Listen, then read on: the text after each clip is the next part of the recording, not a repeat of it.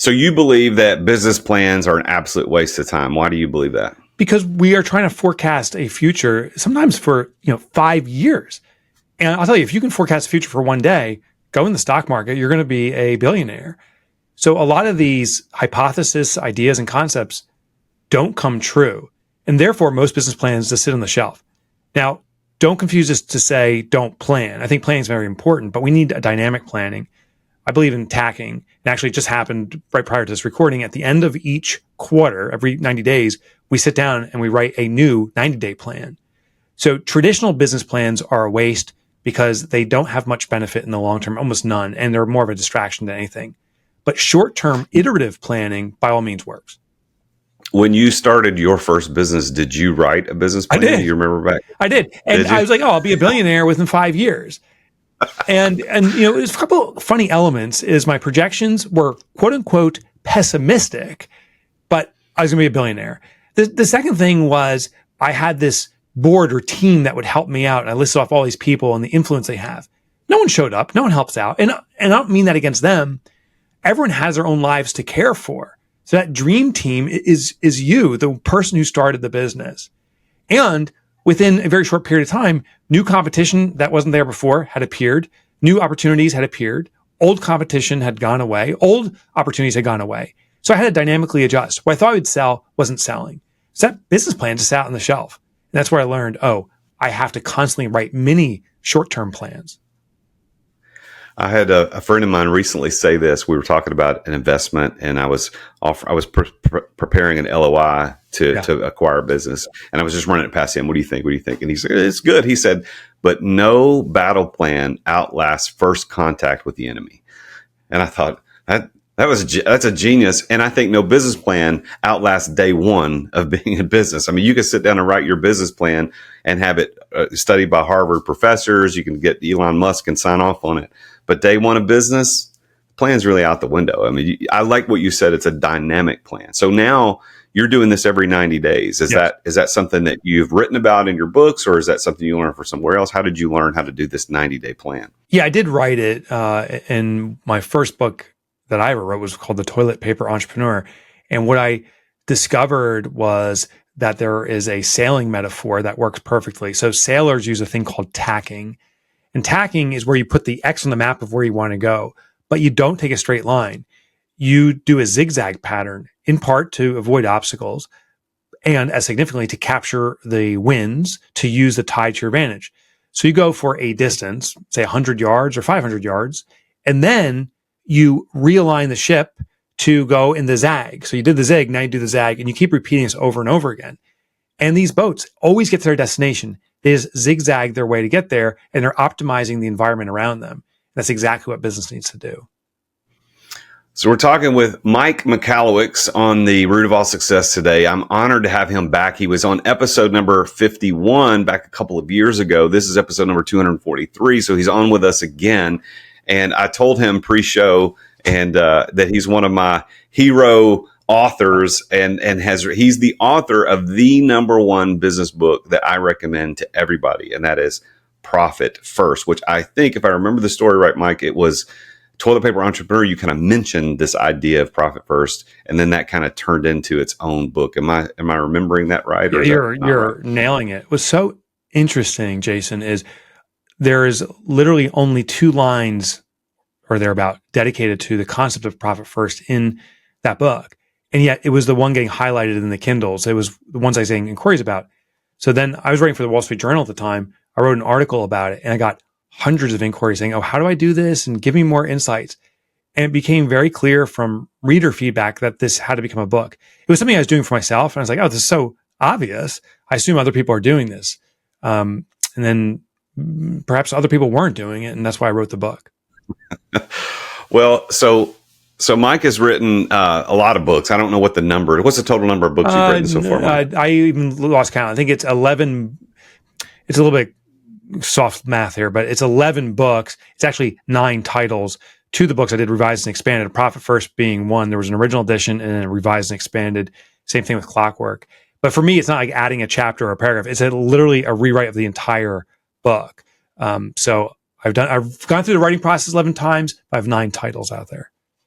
Well, I like your audiobooks too because you narrate your own audiobooks, at least the ones I've Oh yeah, listened to, yeah. and you do this extra stuff. So you read it and you're like, here, by the way, here's what I should have said, or here's a better idea that I didn't write in the book, or here's another thing. I love that because I have a book. I've got a couple books that I've written, and I haven't done an audiobook yet. Oh, And the reason is because I'm like, I wouldn't say what I said in the first time. And so now I get in the back of my mind, I got Mike saying, well, maybe you should just do it and say whatever you want. You know what's so important, I think, is I enjoy the books most that I listen to that are read by the author themselves in the nonfiction space, in the business space. And the reason I like that is the author, even if they don't riff or share additional insights, they just have the right inflection. They know why they wrote what they wrote. And when I hear a professional voice, it may sound soothing, but it's almost like monotone. There's no energy behind it. And those books really fall flat for me. So, my gosh, read your own book, Jason. Do it and definitely riff. All right. So, what is the favorite book? I know your new book is always your favorite book, but like all the books, it really is. I swear. Out of all the books you've written, like what's your favorite book? What's the one you keep referring to back more than anything else? The best job I've ever done writing is my newest book. It's called All In. It was the most deepest research and best writing. My favorite book that I've written, just because it still had that edge to it that I allowed myself to have, was called The Pumpkin Plan. There's sophomore humor in there. It's legit my own cheesy humor. It doesn't land with everybody. But that book continues to be a backlist seller. It just keeps on moving and moving. So I'm proud of that book, but I had the most joy writing it and subsequently reading it as an Audible. Well, you talked about, I forget where I heard you say this, and it might have been the first time I ever heard you on a podcast. And I stumbled across you. I think like most of us, we stumble across people that we like. It's not on purpose, but I was listening to podcasts and you were a guest and you were talking about the profit first concept. And I don't even remember who it was that was interviewing you. And it was like a light and everything happens like, well, what is he talking about? I should be doing this profit first thing. But one of the comments you made, and I want to dig into this a little bit because I now am a coach, speaker, author, podcaster, but you said something in there something to the effect of, I have learned how to make a living being an author and a speaker where most people have never been able to figure that out. And you kind of proved everybody wrong. And you were saying it tongue in cheek and it was kind of funny. But I've tried to book you to come speak at events and I'm glad that you're on the podcast. So I know where your speaker fees are. I know what's going on. Pretty ridiculous, I think. But so you've done it. So how did you crack that code? I mean, I know you've got an amazing content, obviously, but how did you crack the code of making a really good income on speaking and writing? Yeah. I remember the moment that I cracked the code, or at least got the direction. So when I decided to become an author, it truly was and is a calling. And we can define how a calling is, but I feel this energy that I have to do this. I then said, I better talk to some authors. And consistently I was getting feedback saying, are you kidding me? You can't make any money doing this. This is risky. I started asking a good question. I started saying, well, tell me about your experience. And half those people actually were never authors in the first place. They just investigated and said no. So they don't have any practical experience. The ones who were authors and struggling, I said, well, what's the reason you struggle? And they share their insights.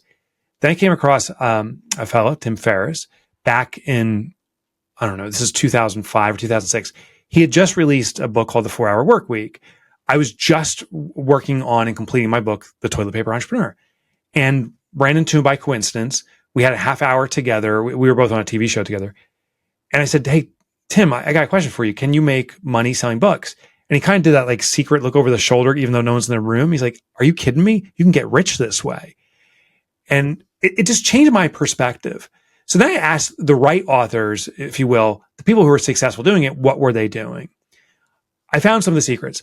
First is put every ounce of your soul into the book, every ounce of your knowledge. It is a standalone piece. What a lot of authors were doing was trying to make it a better business card to, upsell into a service. And it was the people who put everything into it that those books became defining pieces for the consumer, the reader, and they were spreading the word.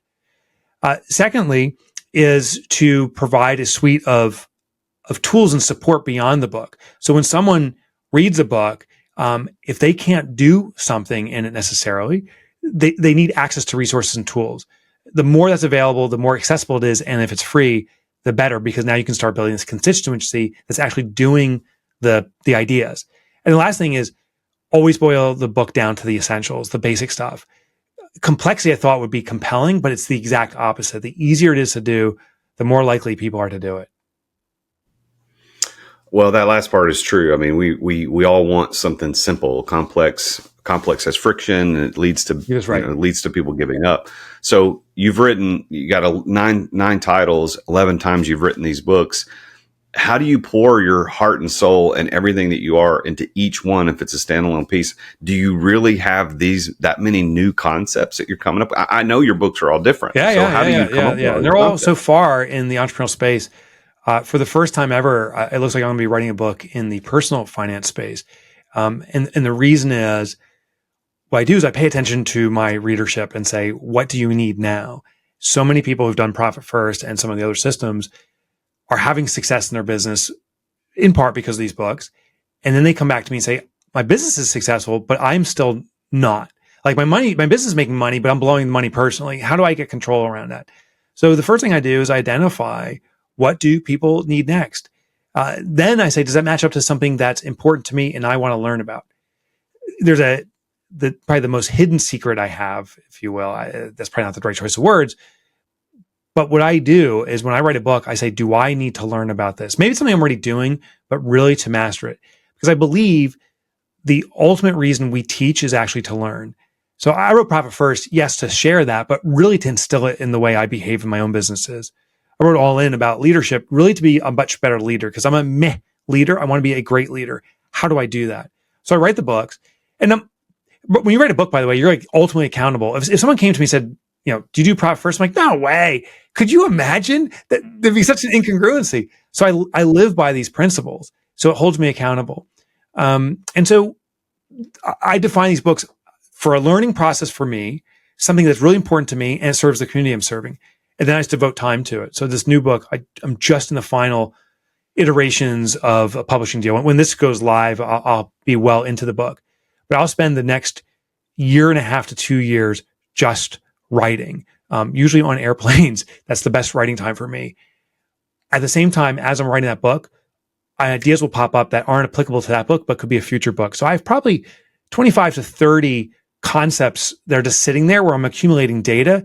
They're not ready yet. They haven't ripened on the vine yet, but there is a lot more ideas out there that I have. So with Profit First being my number one, I haven't read all your books, but out of the ones that I've read, Profit First by far to me, because of its practical nature, and it deals with the one thing that we're all in business for, and that's money. Right. Like we can say we want to make an impact, and that's fine. We want to make an impact, we want to make the world a better place.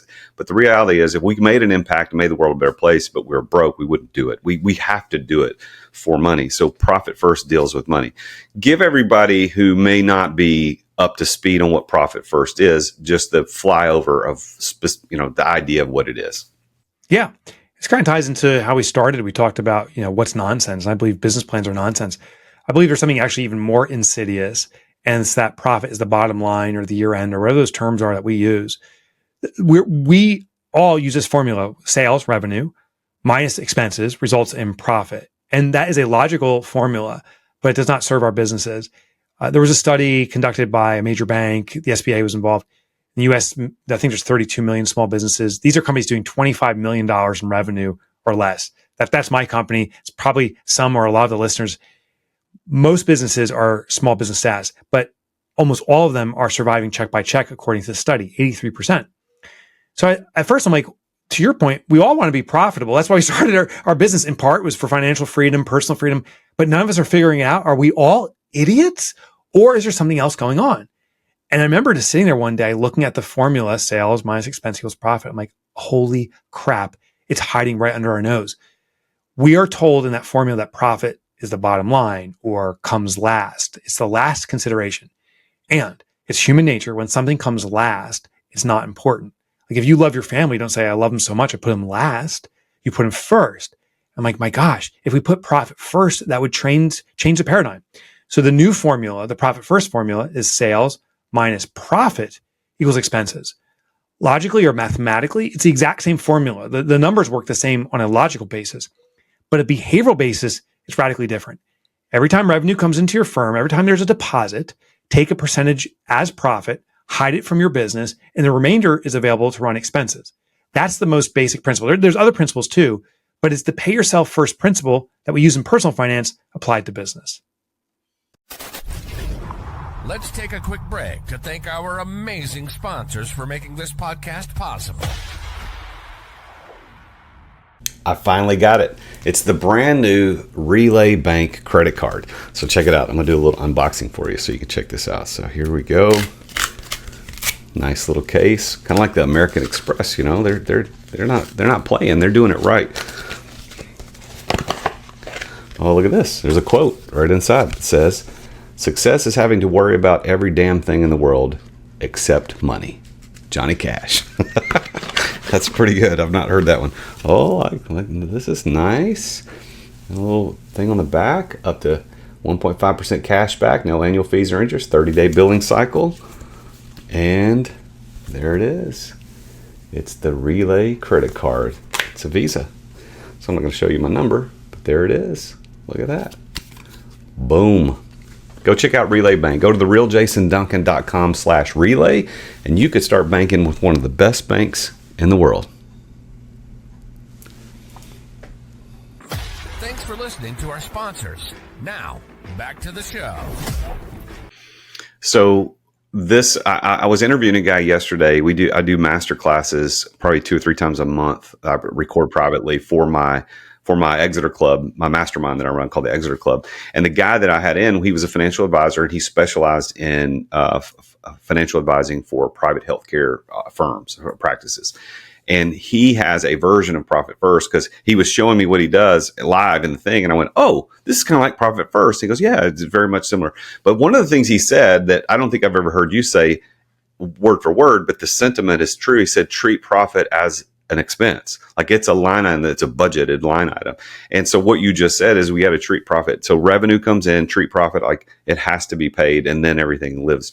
And I think what it does too is it the number one indicator of how much money you make is how much money you need.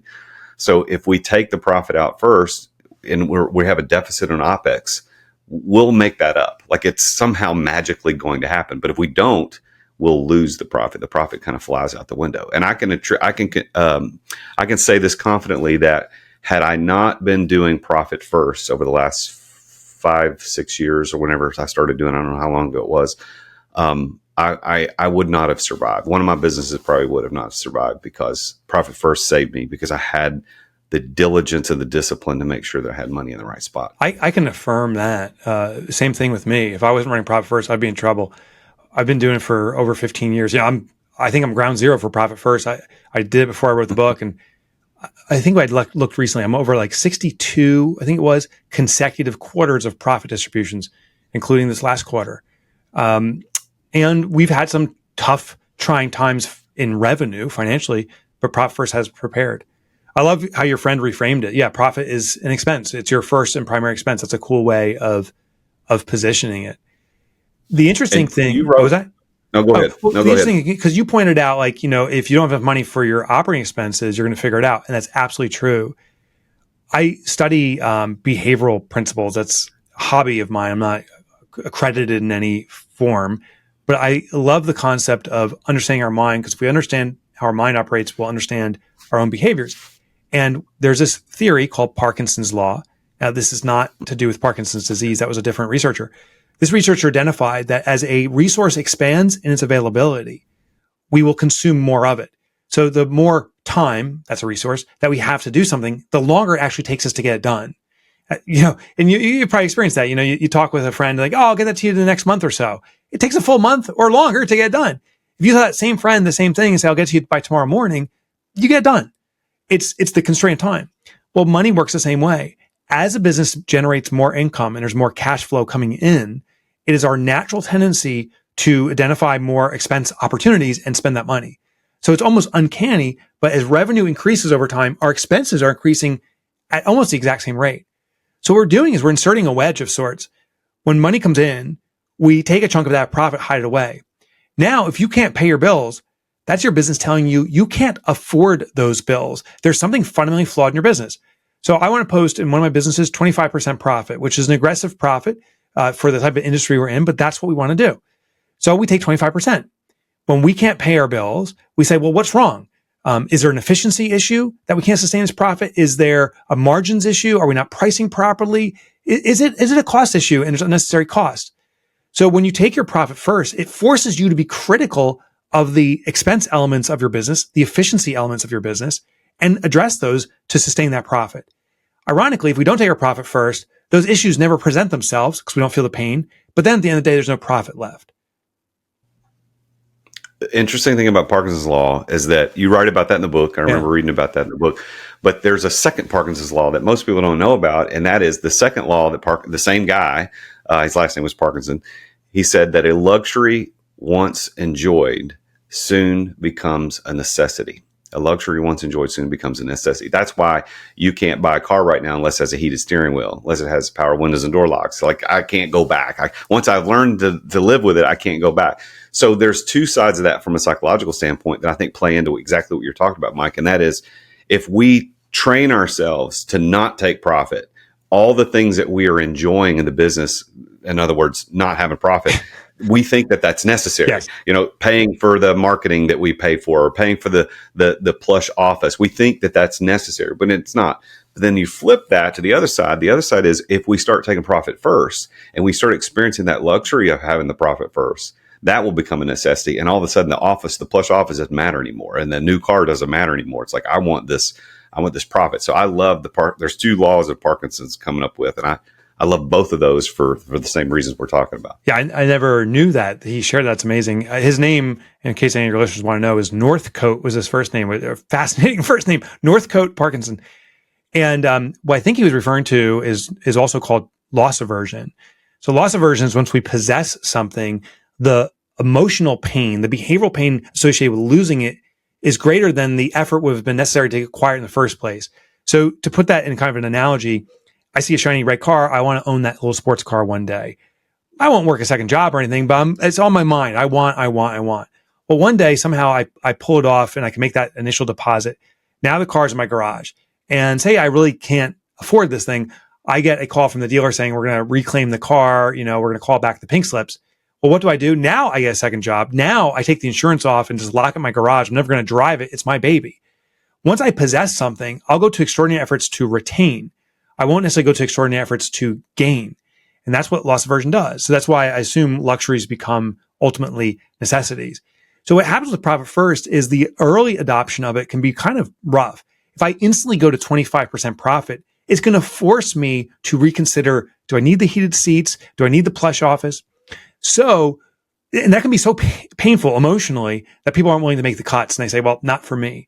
So we're approaching 1 million, but we're over 800,000 deployments, active deployments of businesses doing profit first globally. And what we found is the ones that successfully do it start slow and they let the system grow.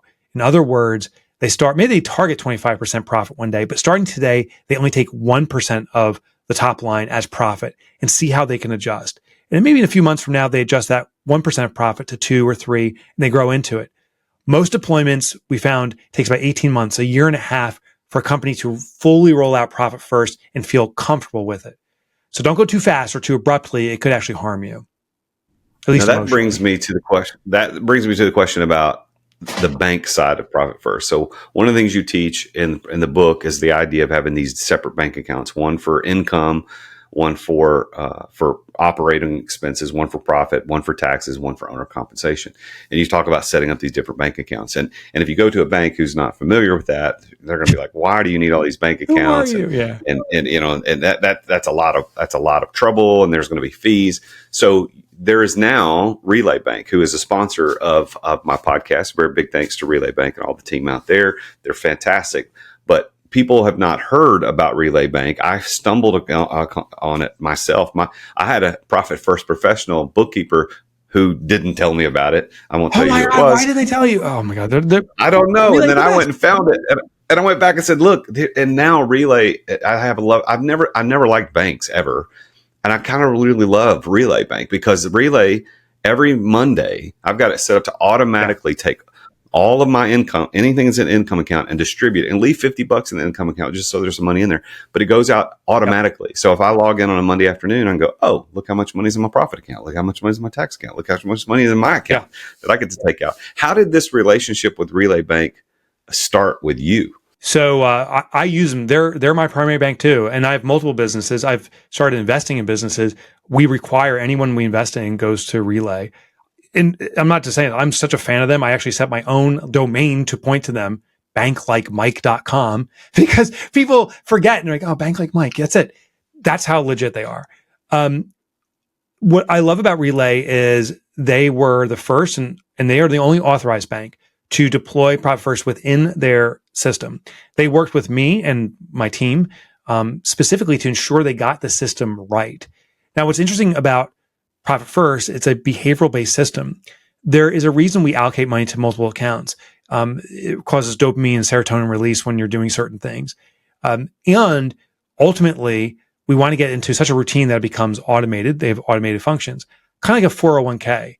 The best savings mechanism in U.S. history has been the 401k because ultimately you adjust off your net income on your check and the rest of the money kind of gets stored away and then we're blown away how much has been saved up in our 401k.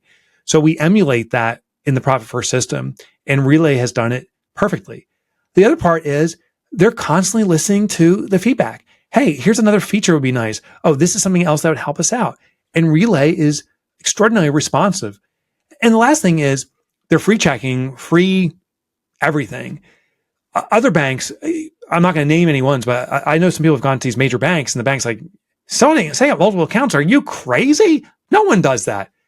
Profitable businesses do. You're like, we charge a minimum of a $1,000, check, a checking account must have $1,000, or we're going to penalize you. And if there's too many transfers, we're going to penalize you. Like, they're going to penalize you.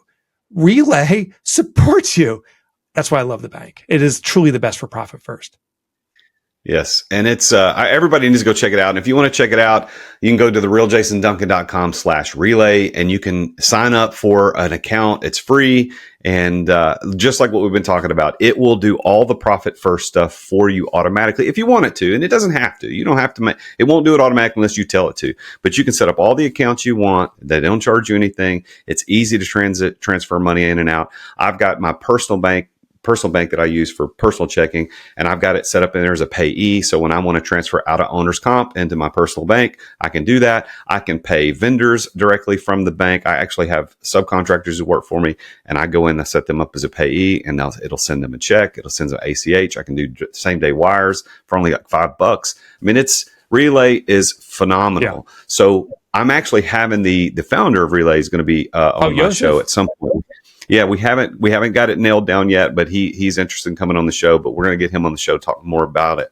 But did Relay exist and then you kind of came over to him and said, hey, I think you should do this? Or were they starting a bank and you kind of said, how did they become like the Profit First bank? Joseph came to us originally and said, we love Profit First. We've used it as our own business model. So that they use it themselves and said, what can we do? And it took a few iterations and a bit of time, but we got there. What was interesting in this process of trying to get Profit First implemented as we envisioned it, we wanted to make sure they had all the elements. They had the necessary structure already. So we had people doing Profit First saying, hey, I found this bank. And while they don't have the Profit First system perfectly, they have it better than the other bank. And by the way, they're an amazing bank. So it was just inevitable. And it was probably maybe 3 years ago now that we were able to formalize the arrangement. Lawyers talking to lawyers.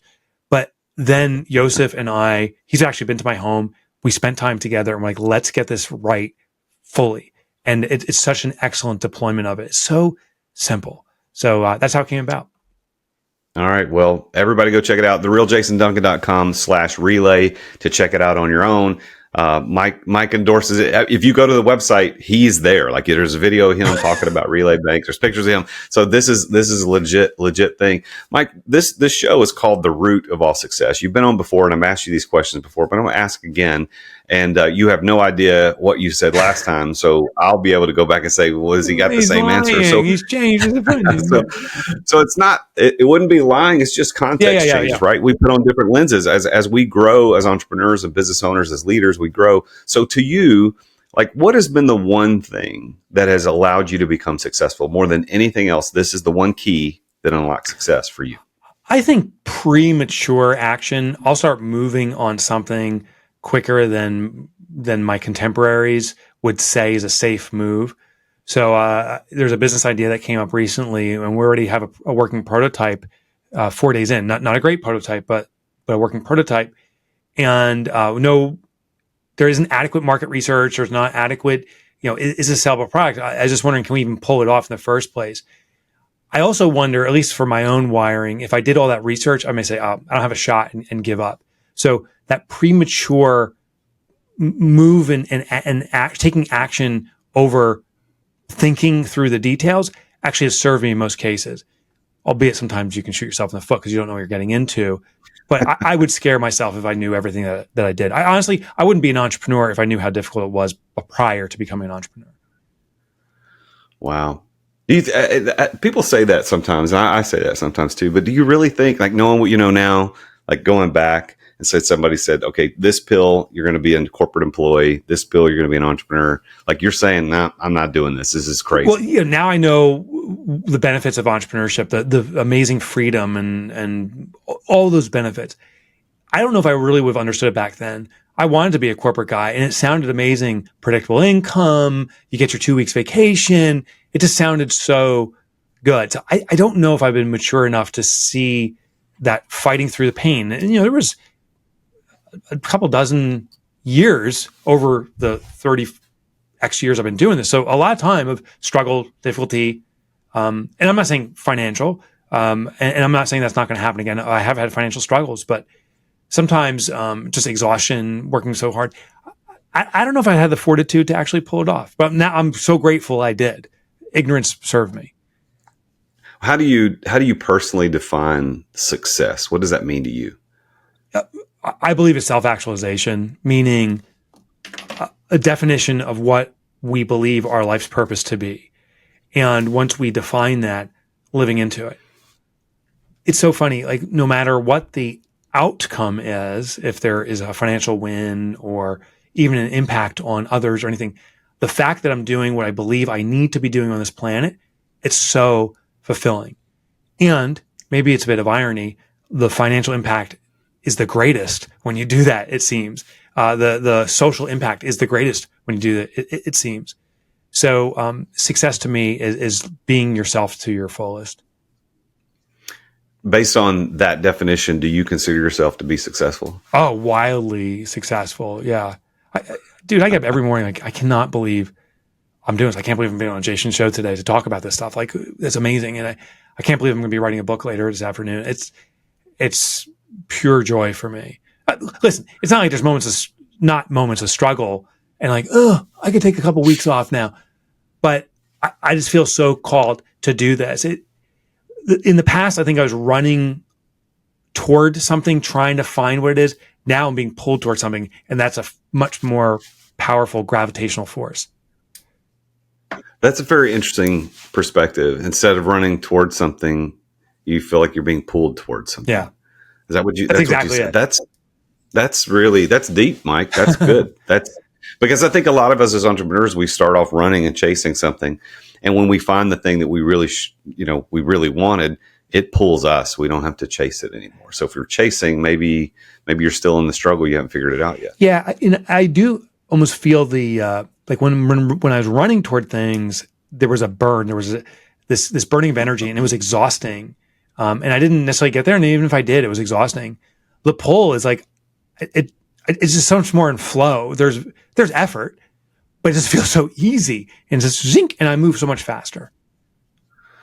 So as we get ready to kind of wind down our conversation today, I want you to put your advisor hat on. I mean, you're obviously, you've got tons of advice in all the books. Your Profit First, Clockwork, Pumpkin Plan, and then All In with your newest book. And you're writing for Wall Street Journal. You're the business makeover expert for MSNBC.